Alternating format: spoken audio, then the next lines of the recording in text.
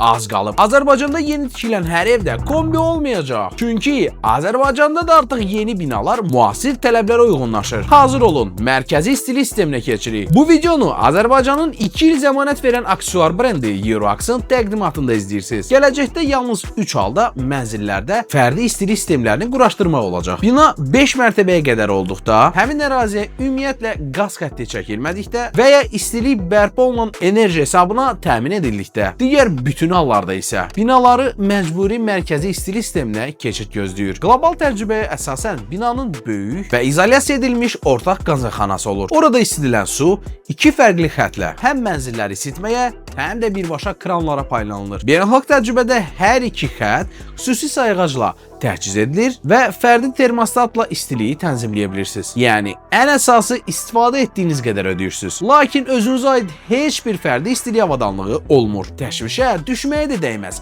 Bu qaydalar yalnız hazırda layihələndirmə mərhələsində olan yeni tikili binalara aid olacaq. Yəni, mövcud kombiləriniz hələ ki yerindədir. Kombi ustalarına da tövsiyəm, indidən mərkəzi istilik sistemlərini öyrənməyə başlayın.